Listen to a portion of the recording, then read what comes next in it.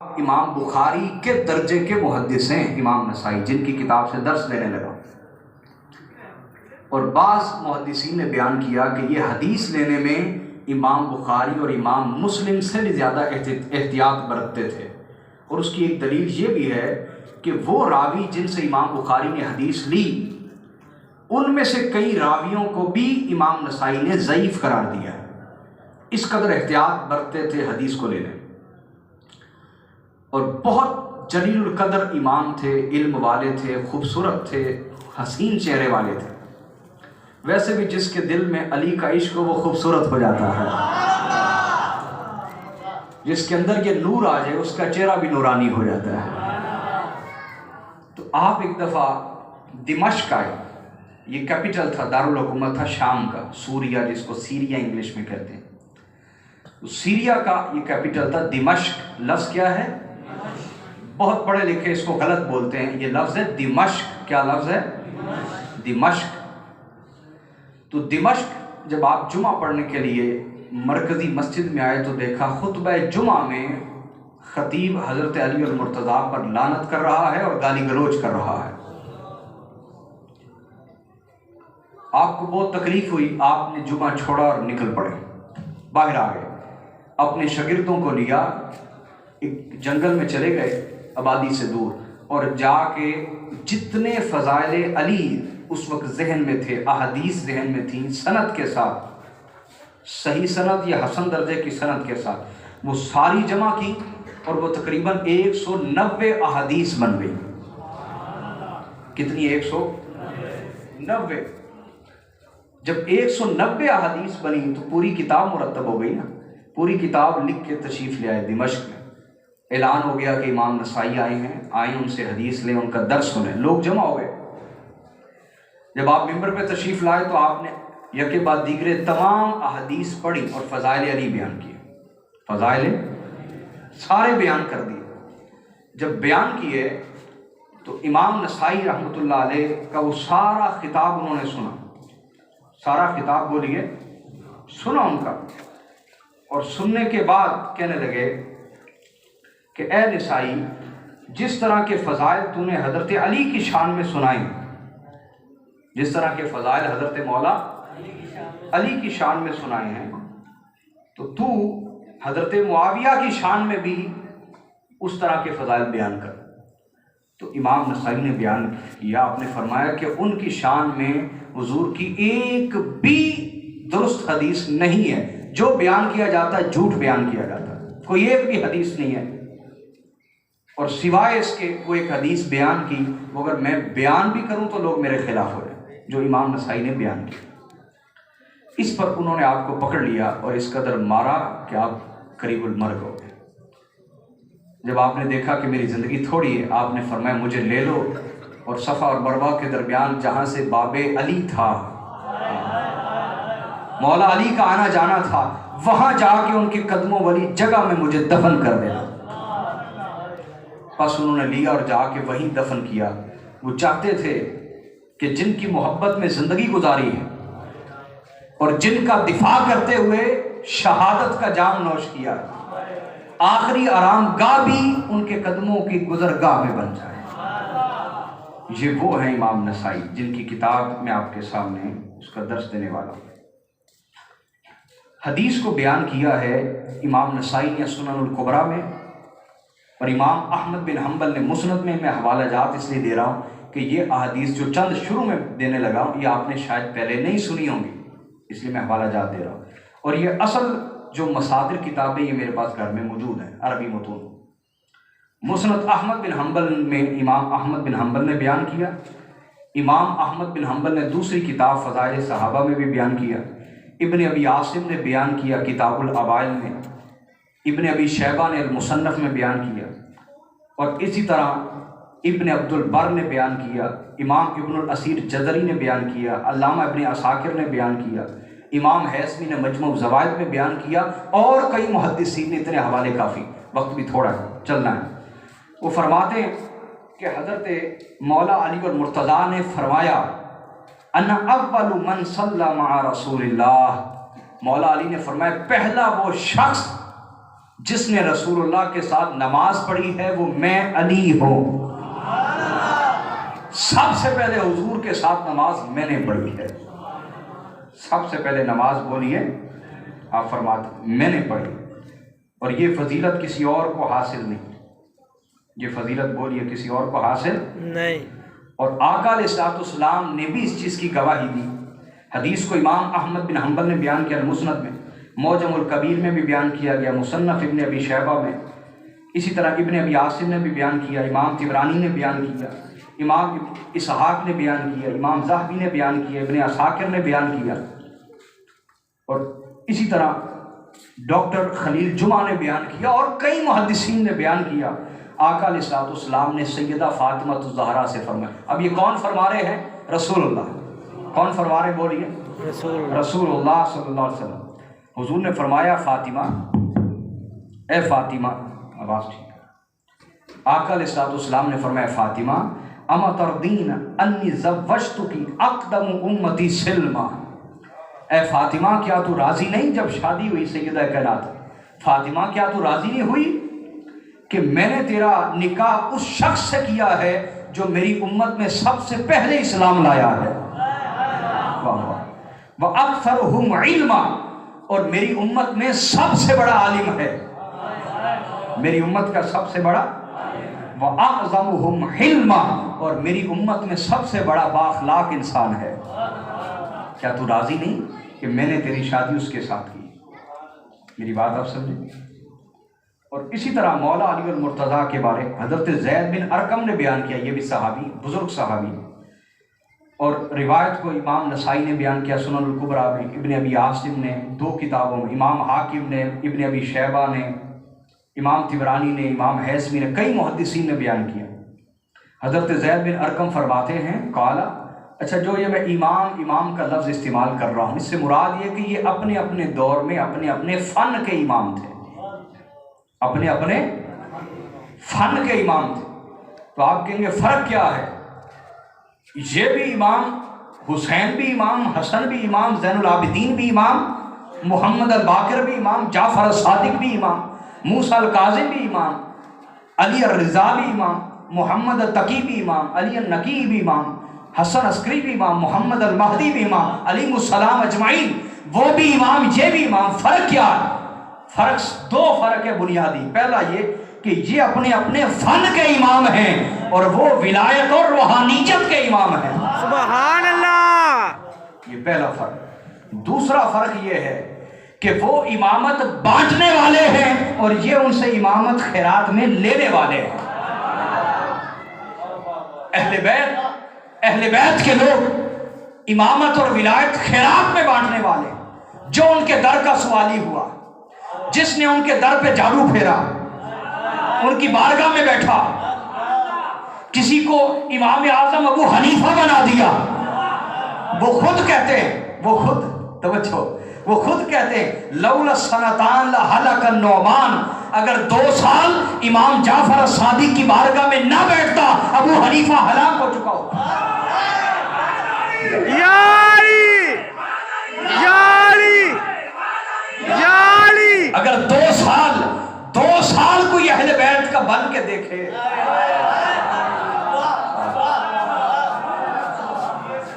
ہم کہتے ہیں تم اپنے ذہن کو پاک تو کر کے آؤ ہماری محفلوں میں، پھر دیکھو اس کی علی کی کیسی شراب پلاتے ہیں۔ تم نیت پاک کر کے آؤ، ذہن صاف کر کے آؤ، ارادے درست لے کے آؤ، پھر دیکھو علی کا بیٹا تمہیں فیض میں کیا دیتا ہے۔ میری بات سمجھے؟ اور آپ اس کا الٹ کرتے ہیں، سر تے ٹوپی تے نیت کھوٹی۔ آپ یہ حضرت السلطان باہو نے فرمایا، میں نے تو نہیں کہا۔ تو آپ اس طرح نہ آیا کریں، آپ اخلاص تو لے کے آئیں، پھر دیکھیں اپنے دور میں جو سادات کا امام تھا حضرت امام جعفر صادق، جو 2 سال ان کی بارگاہ میں آتا رہا، اسے امام اعظم ابو حنیفہ بنا دیا۔ جس نے حضرت نفس زکیہ، یہ میرے جد امجد ہے، میں والد کی طرف سے حسنی ہوں، والدہ کی طرف سے حسینی ہوں۔ حضرت نفس زکیہ یہ بیٹے ہیں حضرت عبداللہ مہد کے، اور وہ بیٹے ہیں حضرت حسن مصنع کے، اور وہ بیٹے امام حسن مجتبیٰ کے، یعنی پوتے کے بیٹے حضرت نفس زکیہ۔ جس نے حضرت نفس زکیہ کا ساتھ دیا اور ان کے ہاتھ پر بیعت کی، اسے انہوں نے امام مالک بن انس بنا دیا۔ آپ اہل سنت کی تاریخ تو اٹھا کے دیکھیں، امام ابو حنیفہ بیعت ہے حضرت امام زید سے، امام زید سے بیعت کی، ٹھیک، اور ان کے بعد حضرت امام جعفر صادق سے فیض حاصل کیا۔ ان کے علاوہ یہ ان لوگوں کو معلوم نہیں، اہل سنت کے لوگوں کو بھی کئیوں کو معلوم نہیں، اکثر کو معلوم نہیں۔ امام ابو حنیفہ نے اہل بیت کے 9 اماموں سے فیض حاصل کیا ہے، لیکن فرماتے ہیں کہ جو خیرات امام جعفر صادق کی بارگاہ سے ملی ہے وہ کہیں سے نہیں ملی، یہ بطور خاص امام جعفر صادق کے بارے میں۔ اور میں چند دن سے سوچ رہا تھا کہ لوگ جانتے نہیں کہ ہم کیوں زیادہ ذکر علی کرتے ہیں۔ یہی ایک اعتراض ہے نا، اعتراض ہے۔ یہ تو لوگ جانتے ہیں کہ ہم فضائل صحابہ بیان کرتے ہیں، جو مجھے مستقل سنتے ہیں۔ فضائل علی زیادہ کیوں بیان کرتے ہیں؟ اس لیے کہ ہم اہل طریقت ہیں۔ بولیے، ہم اہل روحانیت کے پیروکار ہیں، طریقت کے پیروکار ہیں، اور طریقت کے سارے سلسلے علی و اولاد علی کا فیض ہے۔ سلسلہ قادریہ ہو علی کا فیض ہے، سلسلہ چشتیہ ہو علی کا فیض ہے، سلسلہ سہروردیہ ہو علی کا فیض ہے، سلسلہ رفاعیہ ہو تو علی کا فیض ہے، سلسلہ مشیشیہ ہو تو علی کا فیض ہے۔ اور آپ کہیں گے سلسلہ نقشبندیہ، سلسلہ نقشبندیہ اوپر سے دیکھیں تو امام جعفر صادق کا فیض ہے، درمیان سے دیکھیں تو حضرت سید بہاؤالدین نقشبند کا فیض ہے، اور دونوں علی کے بیٹے ہیں۔ سبحان اللہ، نعرہ حیدری، نعرہ حیدری۔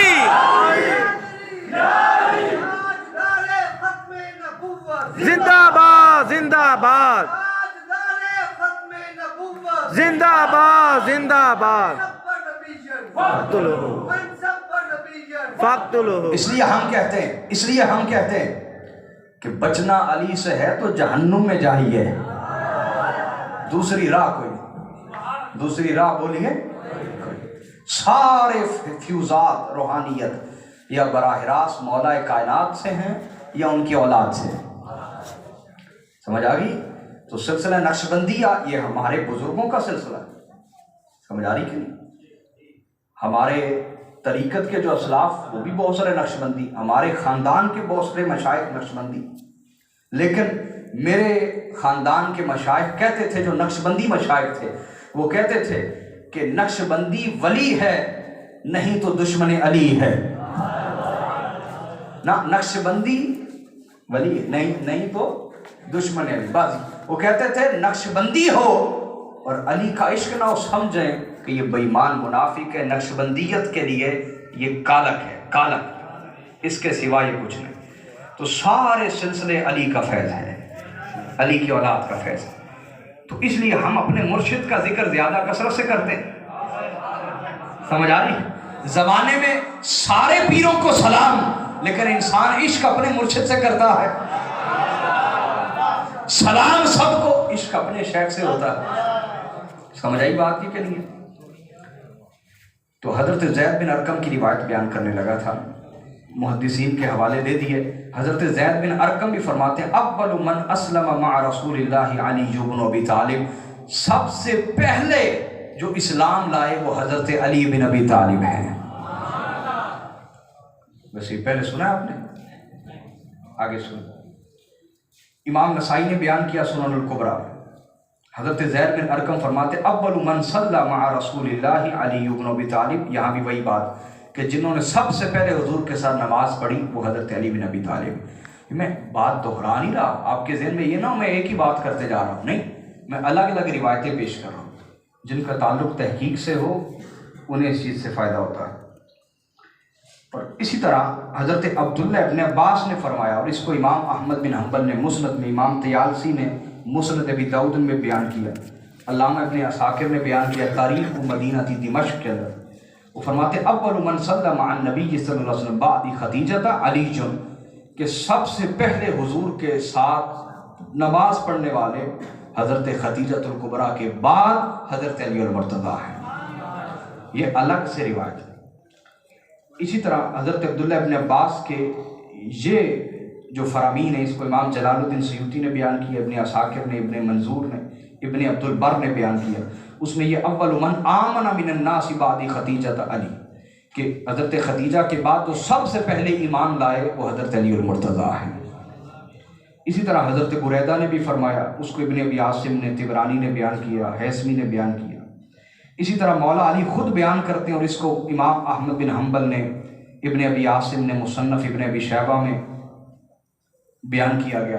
اس میں مولا علی خود فرماتے انا اول رجل صلی مع رسول اللہ، سب سے پہلا وہ شخص جس نے حضور کے ساتھ نماز پڑھی وہ میں ہوں۔ یہ الگ سے روایت ہے۔ آگے بات سمجھ کے نہیں آئی؟ بولیے نا۔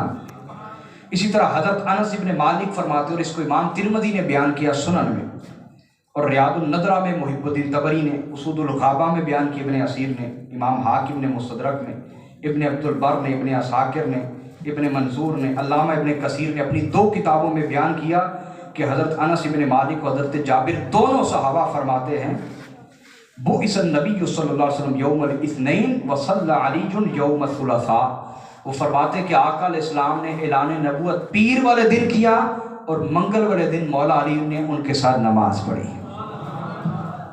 آگے بات سمجھ، اس کو امام طبرانی نے بھی بیان کیا، ابن عساکر نے بھی بیان کیا۔ اب بات کو سمجھیں، وہ بھی روایت درست ہے جس میں کہا گیا کہ سب عورتوں میں سب سے پہلے، امام ابو حنیفہ کا قول ہے رحمۃ اللہ، کہ عورتوں میں سب سے پہلے حضرت خدیجہ ایمان لائی، بچوں میں سب سے پہلے سیدنا علی ایمان لائے، مردوں میں سب سے پہلے حضرت ابوبکر صدیق ایمان لائے، غلاموں میں سب سے پہلے حضرت زید ایمان لائے۔ ہم وہ بات نہیں کر رہے، ہم کہہ رہے ہیں جن سے مذکر میں سب سے پہلے اسلام کو لایا۔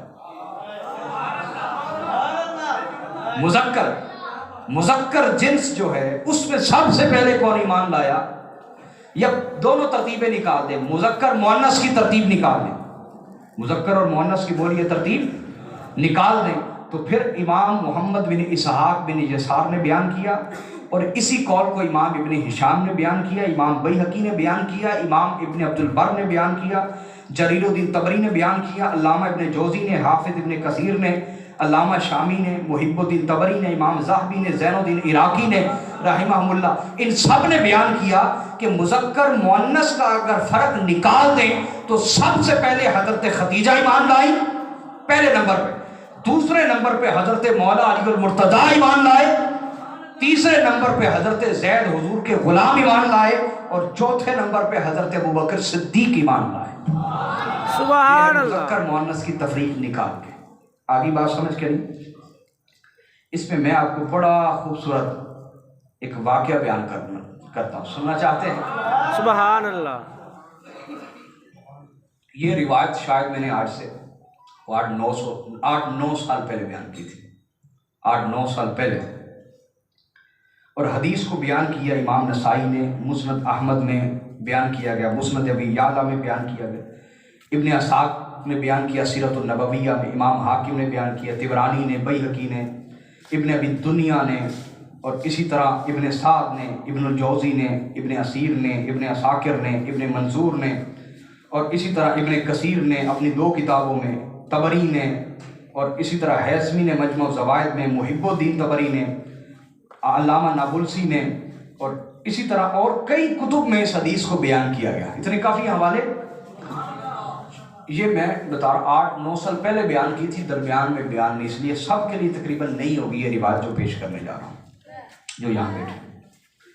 حضرت ابو یحییٰ بن عفیف اپنے والد سے بیان کرتے ہیں، حضرت عفیف رضی اللہ تعالیٰ عنہ سے، بڑی خوبصورت ایمان افروز روایت ہے، توجہ ہے سب کی آخر تک؟ سبحان اللہ۔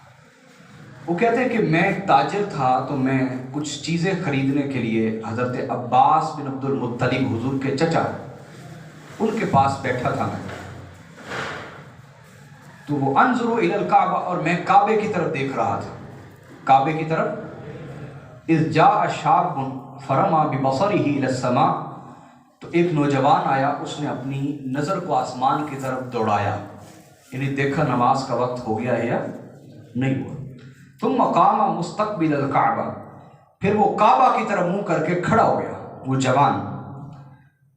پھر تھوڑی دیر گزری، جاء غلام، پھر ایک بالکل نوجوان بچہ بھی آ گیا، نوجوان ابھی جو جوانی چڑھ رہا تھا وہ آ گیا۔ فقام عن یمینہ، اور وہ اس کے دائیں طرف کھڑا ہو گیا، اس جوان کے وہ بچہ دائیں طرف کھڑا ہو گیا۔ تھوڑی دیر گزری، حتی جاءت امرأۃ فقامت خلفہما، تھوڑی دیر کے بعد ایک خاتون تشریف لائیں اور وہ ان دونوں کے پیچھے کھڑی ہو گئی۔ اہل محبت کی نظر یہ حدیث، وہ ان کے پیچھے، ترتیب سمجھ آ گئی، آگے وہ جوان، اس کے دائیں طرف وہ بچہ، اور ان کے پیچھے وہ خاتون، وہ کھڑی ہو گئی۔ فقامت، کھڑی ہوئی، نماز پڑھتے رہے کھڑے ہو کے۔ فرکع الشاب، جوان جو تھا رکوع میں چلا گیا۔ فرکع الغلام والمرأة، تو غلام بھی رکوع میں چلا گیا، وہ خاتون بھی رکوع میں چلی گئی۔ فرفع الشاب، پھر وہ رکوع سے اٹھے۔ فرفع الغلام والمرأة، جوان بھی رکوع سے اٹھ گیا، نوجوان بچہ، اور وہ خاتون بھی رکوع سے اٹھ گئی۔ فخر الشاب ساجدا فسجدا معه، پھر وہ جوان سجدے میں چلا گیا اور وہ دونوں بھی اس کے ساتھ سجدے میں چلے گئے۔ فقلت یا عباس امر عظیم، تو میں نے کہا اے عباس، جو حضور کے چچا تھے، انہوں نے کہا امر عظیم، یہ تو کوئی بڑی بات لگتی ہے، اس طرح کی عبادت، کوئی نماز، کوئی طریقہ تمہارے اندر پہلے سے رائج نہیں ہے، یہ کوئی عجیب اور بڑا کام لگتا ہے۔ تو حضرت عباس نے کہا نام امر عظیم، ہاں بڑا کام ہے، کوئی بڑا معاملہ ہے۔ فقال اتدری من ھذا الشاب، تو حضرت عباس بن عبد المطلب کہنے لگے جانتے ہو یہ جوان کون ہے؟ انہوں نے کہا نہیں۔ قال ھذا محمد بن عبد اللہ، یہ محمد بن عبداللہ ہے، ھذا ابن اخی، اور یہ میرے بھائی کا بیٹا، میرا بھتیجا ہے۔ قال اتدری من ھذا الغلام، کہا جانتے ہو یہ کہ یہ نوجوان، یہ بچہ کون ہے؟ کہا نہیں۔ قال علی بن ابی طالب ھذا ابن اخی، یہ علی بن ابی طالب ہے اور یہ بھی میرے بھائی کا بیٹا، میرا بھتیجا ہے۔ هل تدری من هذه المرأة، جانتے ہو یہ خاتون کون ہے جو ان کے پیچھے نماز پڑھ رہی ہے؟ قال لا، اس نے کہا نہیں۔ آپ نے فرمایا هذه خدیجہ، یہ حضرت خدیجہ ہیں اور یہ میرے بھتیجے کی بیوی ہیں۔ اب سنیں، انہوں نے کہا ان ابن اخی اخبرانی ان ربہ رب السماء والارض، حضرت عباس نے کہا کہ میرا بھتیجا اس نے بتایا ہے سب کو کہ جن کو تم پوچھتے ہو یہ تمہارے رب، یہ تمہارے خدا نہیں ہے، تم سب کا رب وہی رب ہے جو تمام آسمانوں اور زمین کا رب ہے۔ اور اس نے کہا امرہ بہذا الدین الذی هو علیہ، اور وہ اس دین کی تبلیغ کرتا ہے جس دین پر خود قائم ہے۔ اب حضرت عباس کے وہ جملے سنیں، فرمایا ولا واللہ ما علی ظہر الارض کلھا احد علی ھذا الدین غیر ہؤلاء الثلاثہ، حضرت عباس نے کہا اللہ کی قسم، پوری روئے زمین پر ان تین کے سوا اس دین پہ ابھی تک کوئی اور نہیں ہے۔ سبحان اللہ، یہ وہ تین ہیں جن سے یہ دین پھوٹ رہا ہے، یہ تین ہستیاں ہیں جن سے یہ دین پھیلنا شروع ہوا ہے، ان سے اسلام کا آغاز ہو رہا ہے۔ اسلام کا مصدر اور منبع سرچشمہ یہ ہے، یہ دین ان تینوں کے ذریعے سے پھوٹ رہا ہے۔ اور حضرت عفیف فرمایا کرتے تھے کاش میں اس وقت ایمان لے آتا، وہ بعد میں صحابی ہو گئے تھے، فرمانے لگے کاش میں اس وقت اگر ایمان لے آتا تو چوتھا مسلمان میں ہوتا، چوتھا مسلمان میں ہوتا۔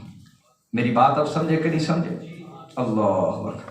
تو یہ سیدنا علی المرتضیٰ کرم اللہ تعالی وجہ الکریم کو فضیلت حاصل ہے، بولیے فضیلت حاصل ہے۔ دیکھیں ہر ایک کے اپنے فضائل ہیں، مجھے وضاحت دینی پڑتی، ایک کے فضائل بیان کرنے سے دوسرے کا ہرگز انکار ہوتا یہ غلط رویہ ناصبیوں نے ہماری طبیعتوں میں پیدا کر دیا، ورنہ یہ پہلے اس سے پہلے رویہ نہیں تھا، بلکہ آج سے 2 4 سال 5 سال پہلے بھی یہ رویہ نہیں تھا۔ یقین جان لوگ بڑی آسانی کے ساتھ فضائل اہل بیت بیان کرتے تھے اور کوئی پریشانی نہیں ہوتی تھی، جس طرح آج حالات پیدا کر دیے گئے۔ آگے ایک حدیث سنیں، بڑی خوبصورت ہے، امام نسائی نے بیان کیا اس کو اپنی 2 کتابوں میں،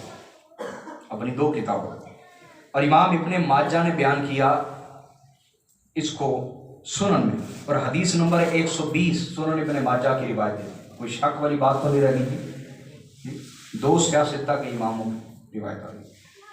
امام حاکم نے بیان کیا مستدرک میں، اور حدیث نمبر ہے 4641۔ ٹھیک ہو گیا بات۔ امام ابن ابی شیبہ، یہ بخاری مسلم کے استاد، انہوں نے بیان کیا المصنف، اور حدیث نمبر ہے 32075، یہ حدیث کا نمبر۔ ابن ابی عاصم نے کتاب السنہ میں بیان کیا، اور حدیث نمبر 1324۔ بات واضح جی؟ سنیں حدیث کیا ہے، مولا علی خود بیان کرتے ہیں۔ سبحان اللہ۔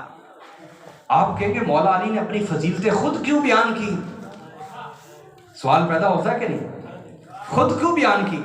ہم کہتے ہیں اسی طرح بیان کی جس طرح قرآن میں ہے کہ حضرت یوسف نے فرعون مصر کے دربار میں اپنی شان بیان کی تھی۔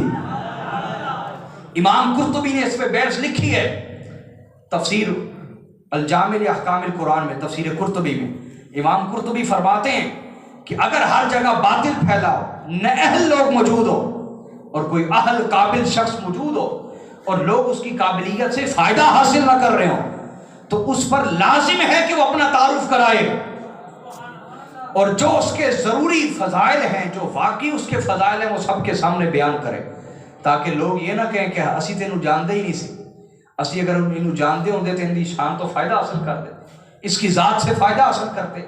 اس لیے چونکہ مولا علی کے خلاف ماحول ایسا پیدا کر دیا گیا، فضائل علی کا انکار کیا جاتا، مولا علی کے فضائل کو چھپایا جاتا۔ میں آپ کو کتابیں ایسی فہرست دکھا سکتا ہوں جن میں ہے باقاعدہ اہتمام کے ساتھ فضائل علی کو چھپانے کا حکم دیا جاتا تھا۔ دور صحابہ فضائل علی کو چھپانے کا حکم دیا جاتا تھا کہ کئی لوگ ان کی طرف مائل نہ ہو جائیں۔ آج بھی یہی مزاج ہے، کہتے ہیں فضائل علی زیادہ نہ بیان کریں، لوگ شیعہ ہو جائیں گے، اور میرے بارے یہ بات کرتے ہیں کہ یہ اہل تشیع کو راضی کرتا ہے۔ میں کہتا ہوں افسوس ہے، شیعہ تو علی کا ذکر سن کے راضی ہوتے ہیں، لعنت ہو تم پر، تم راضی نہیں ہوتے۔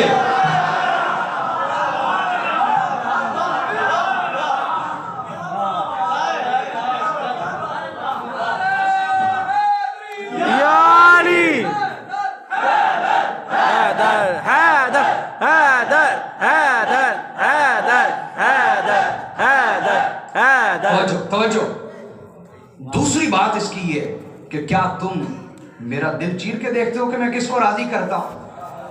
میں ہر جگہ عشق علی کی بات کیوں کرتا ہوں؟ اس لیے کہ مجھے پتا ہے کہ خدا تک علی کے بغیر پہنچا ہی نہیں جا سکتا۔ سبحان اللہ۔ میں اللہ کا طالب ہوں، میں اپنے رب کا طالب ہوں، میں اللہ کا فقیر ہوں، میں اس کی طرف سلوک طے کرنے والا ہوں، میں اس کا مسافر ہوں، اور مجھے پتا ہے اللہ کی طرف سفر کرنے والے کو اگر کوئی ہادی اور مرشد چاہیے جو وہاں پہنچا سکتا ہے تو علی ہے۔ یاری سمجھے بات؟ آپ کہیں گے انسان میں خود بھی تو صلاحیت ہے، صوفیان نے فرمایا رب تے تیرے اندر واسطہ، تو کیا ضرورت ہے کسی مرشد اور ہادی کی؟ تو میں یہ کہتا ہوں انسان اور اس کی صلاحیت ہے گاڑی کی مانند ہے۔ گاڑی ہے جسم، پیٹرول ہے صلاحیتیں، پیٹرول ہے، گاڑی موجود ہے، پیٹرول موجود ہے، لیکن گاڑی کو خود بخود نہیں پتا کہ چلنا کیسے ہے، کس رستے پہ جانا ہے، کس رستے میں کھائی ہے کہ گر کے تباہ ہو جائے گی، اور کون سا رستہ بالکل منزل تک پہنچائے گا۔ گاڑی کو نہ چلنا آتا ہے، نہ درست رستے کا پتا ہے، نہ منزل تک جانا آتا ہے۔ گاڑی موجود ہے، صلاحیتیں موجود ہیں، درست رستہ بھی علی جانتا ہے اور منزل پہ بھی علی لے کے جاتا ہے۔ سبحان اللہ۔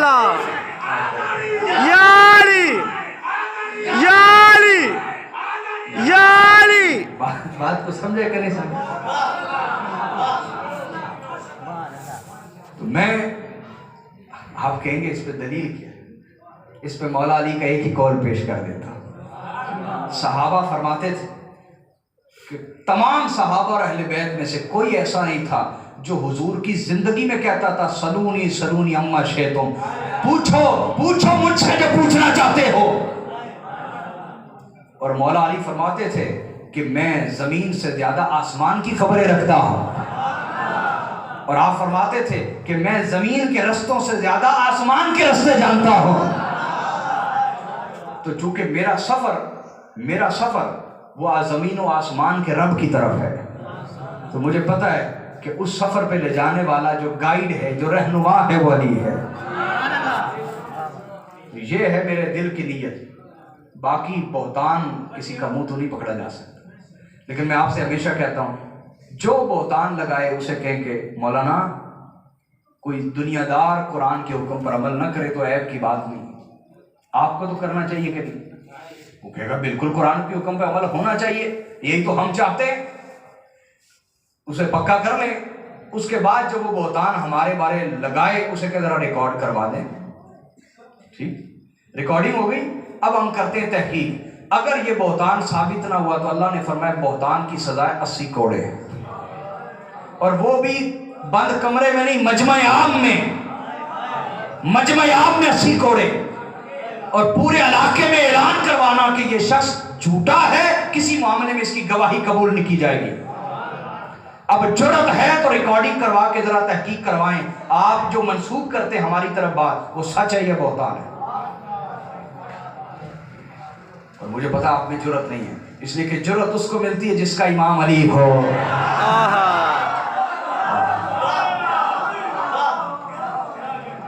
آپ نے اس کو امام ہی نہیں بنایا تو آپ کو جرت کہاں سے نصیب؟ سمجھ آ رہی ہے بات؟ میں اپنی طرف سے بات نہیں کر رہا، یہ احادیث ہے۔ حضور کے دور میں جتنے منافقین تھے انہیں سب سے زیادہ نفرت علی سے تھی۔ انہیں پتا تھا کہ ہمارا دوسرا کوئی لحاظ کر سکتا ہے، علی نے لحاظ نہیں کرنا۔ سمجھ آ گئی بات؟ تو حدیث بیان کرنے توجہ ہے آپ کی؟ سنیں، مولا علی نے خود اپنے فضائل بیان کیے۔ فرماتے ہیں قال علی علیہ السلام انا عبد اللہ۔ مولا علی نے ادب سکھایا، فرمایا میں اللہ کا بندہ ہوں، اور بندگی سے بڑی کوئی فضیلت نہیں۔ معراج پر بھی، معراج کے دن آ رہے ہیں، معراج پہ بھی جب اللہ نے پوچھا میرے حبیب، ہر حبیب اپنے حبیب کے لیے تحفہ لے کے جاتا ہے، آپ میرے لیے کیا تحفہ لائے ہیں؟ کہ باری تعالیٰ وہ تحفہ جو تیرے پاس نہیں ہے وہ تحفہ لایا ہوں۔ کہا کیا؟ کہا بندگی اور عاجزی کے آنسو، بندگی اور عاجزی کے آنسو۔ تو مولا علی نے فرمایا انا عبداللہ، میں اللہ کا بندہ ہوں، اور آگے فرمایا وہ اخو رسول اللہ، اور میں رسول اللہ کا بھائی ہوں، میں رسول اللہ کا بھائی ہوں۔ خدا کے لیے سلطان پورے والوں ایک گھر چن لو، ایک گھر چن لو، یا علی کے ہو جاؤ یا علی کے دشمنوں کے ہو جاؤ، ایک گھر چن لو۔ کیونکہ میاں محمد بخش رحمۃ اللہ علیہ نے فرمایا انہوں کدی نہیں منزل ملتی جڑا ہوئے دو کراندہ سانجا، اکو پاسا رہنا ہیرے یا کھیڑے یا رانجا۔ دو دھڑے راضی نہیں ہوتے، دونوں گھر راضی، دونوں سوکنے راضی نہیں ہوتی۔ مشرق کی طرف جانے سے مغرب کے قریب نہیں ہوگے تم، ایک طرف جاؤ گے تو ایک کے قریب ہوگے۔ سمجھ آ رہی ہے بات یا نہیں آ رہی؟ تو جن ناصبیوں نے کہا کہ مولا علی کو بھائی نہ کہا جائے، سمجھ آ رہی ہے، تو آپ دھڑا چن لیں، آپ گھر چن لیں کہ آپ نے علی کے گھر کا وفادار بننا ہے یا علی کے دشمنوں کا وفادار بننا ہے۔ کلیئر کٹ سی بات ہے، کوئی درمیان والی پیچیدگی والی بات نہیں۔ اہل سنت کا یہ عقیدہ ہے، اور ڈاک چھپ کے نہیں، ٹھوک بجا کے عقیدہ ہے۔ کیا؟ ٹھوک بجا کے عقیدہ کیا؟ مولا علی فرمایا اخو رسول اللہ، میں رسول اللہ کا بھائی ہوں، اور آگے فرمایا مولا علی، توجہ ہے آپ کی؟ مولا علی نے فرمایا وَأَنَا الصِّدِّيقُ الْأَكْبَرُ، مولا علی نے فرمایا میں صدیق اکبر ہوں۔ سمجھ آئی بات؟ کیا فرماتے ہیں مولا علی؟ میں صدیق اکبر ہوں۔ حوالہ پھر سن لیں، حوالہ پھر سن لیں۔ ابن ماجہ نے بیان کیا سنن میں حدیث نمبر 120، امام نسائی نے بیان کیا حدیث نمبر 8338، امام حاکم نے بیان کیا ہے مستدرک میں حدیث نمبر 4641، ابن ابی شیبہ نے المصنف میں حدیث نمبر 32075، ابن ابی عاصم نے بیان کی کتاب السنہ میں حدیث نمبر 1324۔ اب بھی طبیعت نہ مانے، اب بھی طبیعت نہ مانے تو میں کہوں گا کہ طبیعتوں اور دلوں کا طبیب علی ہے، جسے علی میسر نہیں اس کی قدورتیں دور نہیں ہوتی،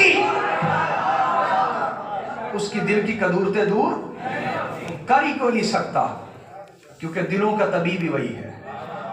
تو مولا علی نے فرمایا، ہاں آپ کہیں گے وہ حضرت ابو بکر صدیق رضی اللہ تعالیٰ عنہ کے بارے جو ہم کہتے ہیں اس کا بھی انکار، حضور اسلام نے انہیں صدیق قرار دیا، اور اہل بیت کا عقیدہ ہم انہیں صدیق مانتے ہیں۔ کیا مانتے ہیں؟ صدیق۔ ان کی اپنی نوعیت سے شان ہے، مولا علی کی اپنی نوعیت سے شان۔ تو مولا علی فرماتے ہیں وَأَنَا الصِّدِّيقُ الْأَكْبَرُ، میں صدیق اکبر ہوں، لا یقولها بعدی الا کاذب، میرے بعد اگر کوئی دعویٰ کرے کہ وہ صدیق اکبر ہے تو وہ بہت بڑا جھوٹا ہے، کیونکہ صدیق اکبر علی ہے۔ آگے بات سمجھ بولیے۔ اسی طرح ایک اور حدیث آپ کو سناتے ہیں مولا علی کے فضائل میں، توجہ ہے جی آپ کی۔ یہ خطبہ ہے امام حسن کا۔ کن کا خطبہ بولی؟ امام حسن مجتبیٰ کا خطبہ۔ یہ ان کا خطبہ ہے جو تصویر رسول ہے، ظاہری طور پہ بھی اور باطنی طور پہ بھی۔ سبحان اللہ۔ صحابہ فرماتے جب دید رسول کرنی ہوتی تو حسنین کو ملا کے کھڑا کر دیتے، حضور کی دید ہو جایا کرتی تھی۔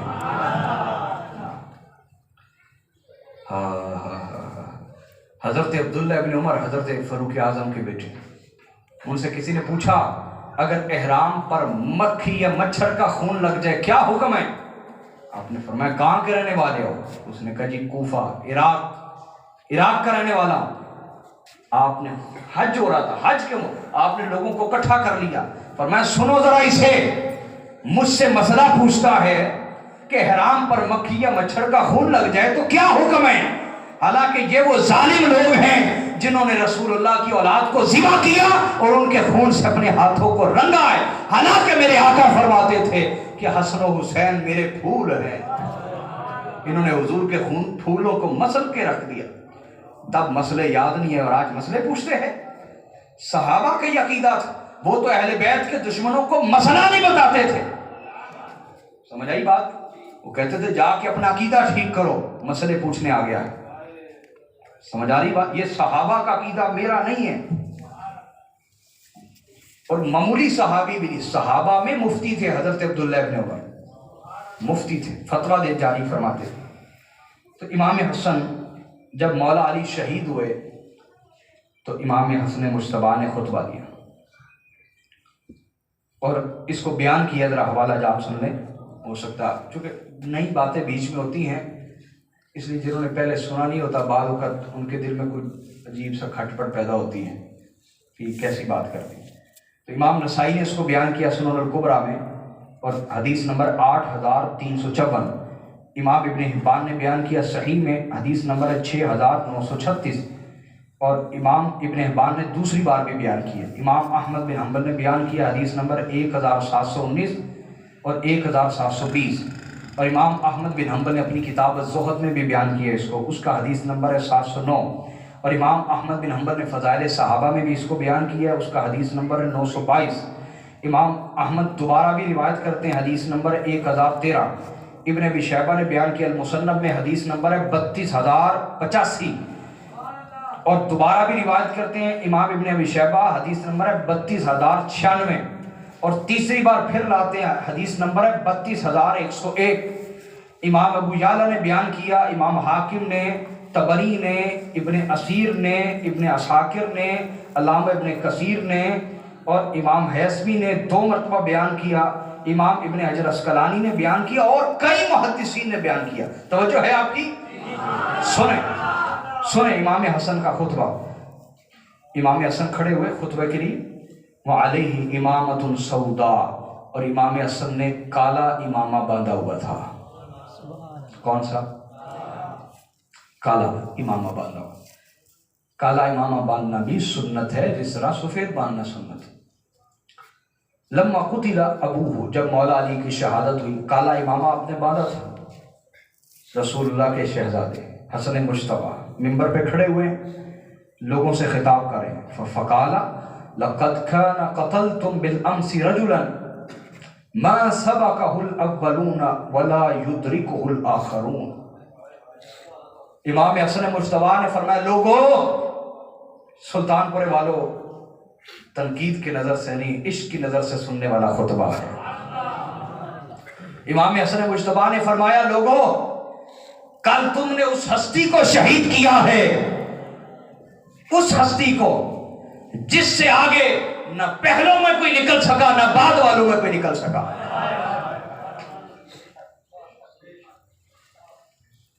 جس زاویے سے بھی اس کو دیکھو وہ باکمال ہے، جس زاویے سے بھی دیکھو اور جس زاویے سے بھی پڑھنا شروع کرو، رات بھی ختم ہو جائے گی، حیات بھی ختم ہو جائے گی، تم اس کا وہ زاویہ مکمل نہیں کر پاؤ گے۔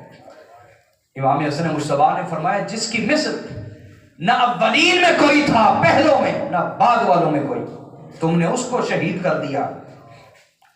پھر فرمایا، وَإِنَّ رَسُولَ اللَّهِ صلی اللہ علیہ وآلہ وسلم قال لَأُعْطِيَنَّ الرَّایَةَ غَدًا رَجُلًا يُحِبُّ اللَّهَ وَرَسُولَهُ وَيُحِبُّهُ اللَّهُ وَرَسُولُهُ، جن کے بارے آقا فرماتے تھے خیبر کے موقع پر کہ میں کل جھنڈا اس جوان کو دوں گا، چند روایتیں ملا کے پڑھنے لگا، اس جوان کو جھنڈا دوں گا جو میدان سے بھاگنے والا نہیں ہے،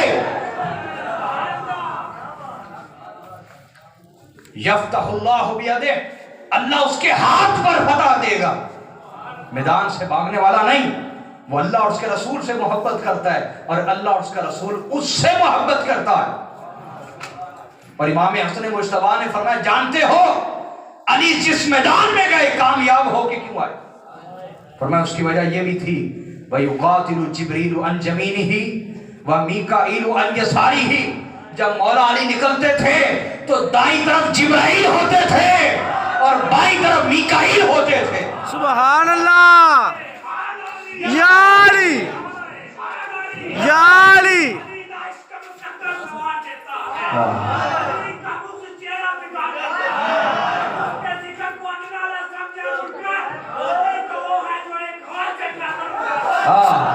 نعرہ حیدری، یا علی، یا علی۔ توجہ، تو امام حسن نے فرمایا جب وہ نکلتے تو دائیں طرف جبرائیل، بائیں طرف میکائیل ہوتے۔ امام حسن کے قول سے بڑی کوئی سند چاہیے؟ اور آپ نے فرمایا، پھر کیا ہوتا تھا؟ ایسا نہیں ہوتا تھا کہ اسلام کا جھنڈا کبھی نیچے آیا۔ علی جب نکلتے تھے اس وقت تک نہیں لوٹتے تھے، حتیٰ یفتح اللہ علیہ، جب تک اللہ تعالیٰ ان کے ہاتھ پر فتح نہیں دے دیتا تھا۔ اور آگے بات سمجھنے والی شاہ پروار، امام حسن فرماتے، ما ترک دینارا ولا درہما، اس حدیث کی شرح کروں گا اور گفتگو ہماری ختم ہو جائے گی۔ ما ترک دینارا ولا درہما، تم یہ نہ سمجھنا کہ علی نے بہت مال جمع کیا، نہ، آپ نے کوئی درم و دینار نہیں چھوڑے، تھوڑی سی ایک رقم چھوڑی جس کے عوض وہ ایک غلام اہل بیت کی خدمت کے لیے خریدنا چاہتے تھے، اس کے علاوہ آپ نے کچھ بھی ترکے میں چھوڑا۔ علی نہ کچھ دینار چھوڑا نہ درم چھوڑا، فقر کے بادشاہ، فقر کے بولیے۔ آئیے ہم کچھ بات کر لیتے ہیں امام حسن کے خطبے پر۔ امام حسن مجتبیٰ کے بولیے خطبے پہ کچھ بات کر لیتے. آپ نے فرمایا ما سبقہ الاولون ولا یدرکہ الاخرون، علی کا جیسا اور علی کے مرتبے کو نہ پہلے کوئی پہنچا نہ بعد میں کوئی پہنچا. ان کی فضیلت اور ان کے فضائل اپنے نوعیت کے، اس میں ان کا کوئی مثل اور مثال اور نظیر نہیں. اس پر حضرت عمر بن خطاب رضی اللہ تعالی عنہ نے بھی گواہی دی. حضرت فاروق فرماتے ہیں اجازت النساء ان تلد مثل علی ابن ابی طالب. حضرت فاروق اعظم فرماتے تھے کہ عورتیں علی جیسا جننے سے عاجز آ گئی ہیں. کوئی عورت علی کی مثل نہیں جن سکتی. یہ ہے صحابہ کا عقیدہ. وہ علی کی شان بڑی کھلم کھلا بیان کرتے تھے. تمہاری طرح نہیں کہ فضائل بیان کرتے ہوئے گلے میں الفاظ اٹکتے رہیں. نہ نہ، صحابہ تو بڑے کھلم کھلا فضائل علی بیان کرتے ہیں. تم کہتے ہو زیادہ ذکر علی کیوں کرتے ہو؟ یہ عقیدہ صحابہ نے سکھایا ہے. اور میں نے ایک جگہ بھی جواب دیا، کہتے زیادہ ذکر علی کیوں کرتے ہو؟ میں نے کہا اس لیے کہ ہماری محفلوں میں منافق نہ آئے، اس لیے کرتے. اور یہ صحابہ کا نسخہ ہے. صحابہ کرام کا کیا ہے؟ روایات صحیحہ ہیں. وہ کہتے ہیں اِنَّا كُنَّا لَنَعْرِفُ الْمُنَافِقِينَ بِبُغْضِهِمْ عَلِيًّا، ہم منافقوں کی پہچان ہی علی کے بغض سے کرتے تھے. ذکر علی سن کے چہرہ مرجھایا پڑا، بڑا کٹیا کٹیا بیٹھا ہوا. تو میرے الفاظ ہی صحابہ کے، وہ کہتے ہیں ہم پہچان جاتے یہ منافق ہے. سمجھ آ گئی بات کی؟ اس پہ پھر حدیث بھی ہے، میں اس طرف نہیں جانا چاہتا. تو حضرت فاروق اعظم یہ فرماتے. اسی طرح حضرت عبداللہ ابن عباس، حوالہ جات مجھ سے لے لیں، وقت تھوڑا یاد میں تفصیل بات مکمل کرنا چاہتا ہوں. حضرت عبداللہ ابن عباس نے فرمایا کہ عورتیں بانجھ ہو گئی ہیں ان یاتین بمثل امیر المؤمنین علی ابن ابی طالب. عورتیں بانجھ ہیں کہ وہ امیر المؤمنین علی جیسی کوئی مثال پیدا کر ہی نہیں سکتے. یہ گواہی صحابہ کرام. میری بات آپ سمجھے کہ نہیں سمجھے؟ بولیے نا. اور اسی طرح حضرت عمر فاروق رضی اللہ تعالیٰ عنہ فرماتے تھے کئی موقع، یہ ایک دفعہ نہیں، ایک آدمی کئی موقعوں پہ آپ نے فرمایا. اور اس کو امام حاکم، ابن عساکر، ابن منظور، بیہقی، نابلسی، محب الدین طبری اور کئی محدثین نے اس کو بیان کیا. سنیں حضرت عمر فاروق کیا فرماتے تھے. فرماتے تھے نعوذ باللہ من ان اعیش فی قوم لست فیہم یا ابا الحسن. حضرت عمر فاروق فرماتے تھے کہ میں اللہ سے پناہ مانگتا ہوں کہ میں اس قوم میں زندہ رہوں جس میں اے علی تو نہ ہو.